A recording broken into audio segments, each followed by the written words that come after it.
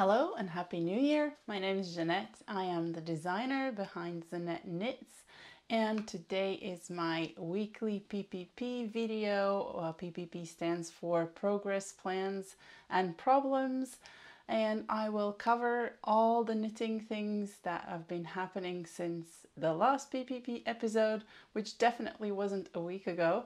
I've just returned from snowy Latvia, where I spent the Christmas time with my family and built snowmen. So yeah, I had a really great white Christmas, and now I'm back here in the rainy UK, filling my days with knitting and looking after a few ill people, so less knitting, but hopefully that'll resolve soon. And I am wearing one of my recent works in progress as well, which I cover a little bit later. So things that have happened since we last spoke, of course, we've had a new year, we've had Christmas, and let me tell you, it was something else. But in the knitting world, we released our Fire Lily sweater, and that was a great way to end 2023. It was really warmly welcomed, and I thank everybody who purchased the pattern, as well as all the test knitters again. Today I won't be showing too much because I was in Latvia and my sister is a photographer. I left all of my finished works with her to take care of photo shooting, so we'll see the fruits of that work as time goes by. But today, as I mentioned something that I finished, I won't be able to show it to you. Instead, I'll put a photo on screen to give you an idea what I'm talking about. One of those finished objects was also the Porto memory socks, which are currently in testing and going really awesomely, seeing lots of beautiful versions pop up in the testing Slack channel, with the release planned in about 4 weeks. And speaking of Porto memories, I had a very awesome surprise. My friend who invented the memory sock series, she was in Portugal. She picked up a nice piece of very traditional Portuguese fabric, and she said she'll make us all matching project bags. And so she did. She had sent it to my sister, who could put it under the Christmas tree for me to open, and voila, it's a really cute little project bag for all the memory socks for us to use. And yes, all 4 of us who went there are walking around with matching little sock size project bags. How awesome. I also completed the Yoke Meditation Series 4, the worsted weight raglan with a mirroring color work, going from light to dark, and a test call for that is coming tomorrow, so watch this space. It's a great one for color changing yarns. As I've said before, I used my combination handspun, all nearly 300 grams of it. There were 3 different skeins, and I really enjoyed the spin, and I enjoyed the knitting of the sweater even more, and I really love the fit and how it works in my wardrobe, so I expect a lot of wear out of this one. I also had a chance to finish the Teo Sweater remaining sleeve, and I blocked it, and I love how that looks. It came out perfectly to my vision. It's got really large slits on the side, and the collar is amazing. I love it. It's very unique. I haven't seen many colors like that, so that's probably the defining feature, but as well the cables on that were really juicy to knit, because they're not your typical cable, so it was quite engaging.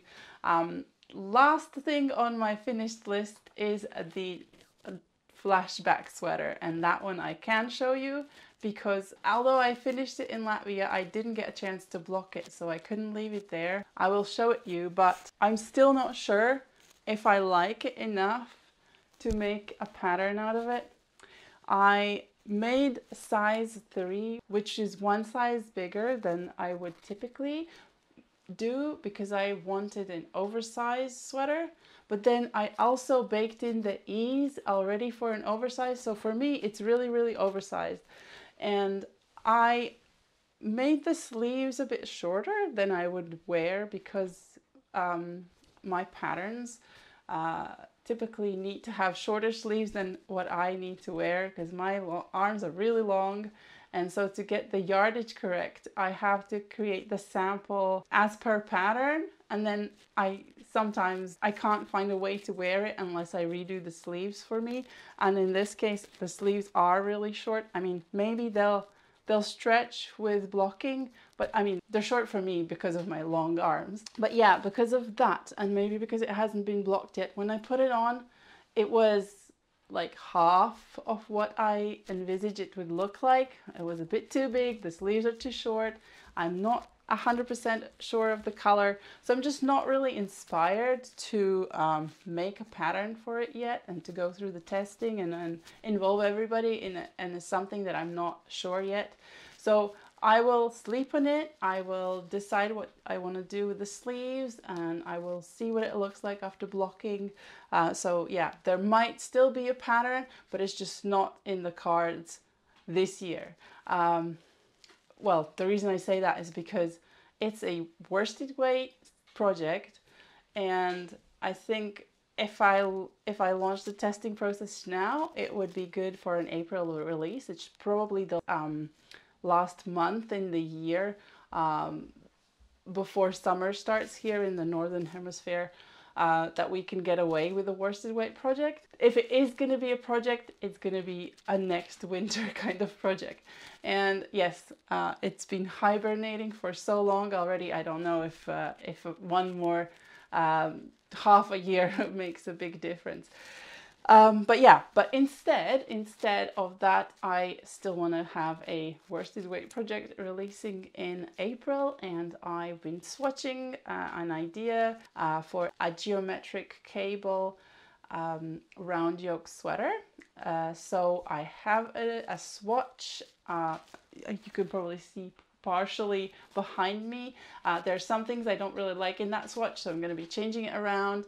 But yeah, provided that I can figure out the yarn situation for this project, there might be a cable knit round yoke sweater coming later in spring. Obviously go through testing starting February and all that, so it's very, very imminent. Yeah, that's the story with the worsted weight projects. And I finally had a chance to cast on this sweater for my husband. You can see that it's a little bit too big for me, but it will fit him very nicely. We've tried it on many times. The thing that I love about this is the very interesting shoulder construction. I don't know if you can see that, but there it is. And it has a very nicely short row shaped sleeve cap. It's completely seamless and it's worked top down, and it's a V-neck, and I will add a nice double collar or neckband, or we'll see. And I have something up my sleeve for the collar as well to make it more interesting and engaging to work on, because it is a fingering weight sweater, and it's not just plain stockinette. There are panels of knit purl. I don't know how well you can see that, but yeah, there's a panel like that running across the sides on the front and the middle of the back, which makes it a lot more interesting to knit, the body of it at least. It's not just a sea of stockinette. You have to pay some attention to it, but it's also very intuitive and easy to get into. When you read your knitting, you know exactly what to do. And I'm using the Merino singles from Ushitita. I hope I'm pronouncing that correctly. In colorway Factum. I picked up 5 skeins of this yarn in Barcelona Knits Festival. I can't say last year because it was the year before, 2022. It's just been sitting in my stash patiently waiting its turn, and then it was my Christmas cast on. So yeah, it's been about a week, and this is the progress of a week.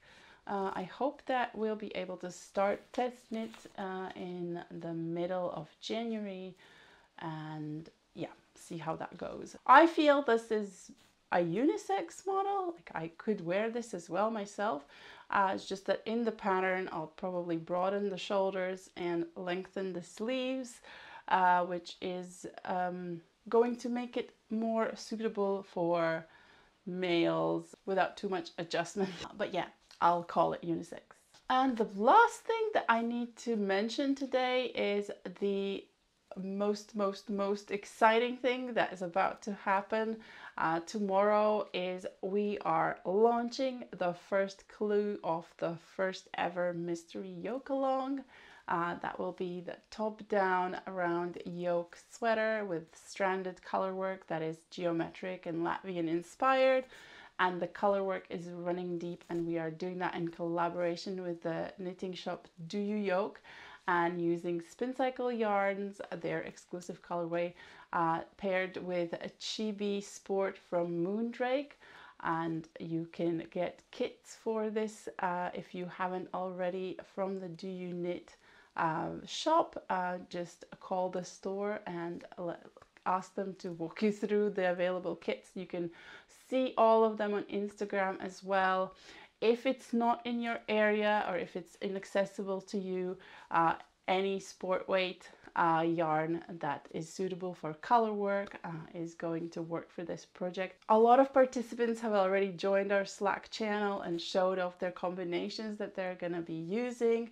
We're also going to be going live and calling it a cast on party or whatever, a quite informal one. We'll see you tomorrow at 12 Eastern time, and really can't wait to share and get everybody started on this amazing project.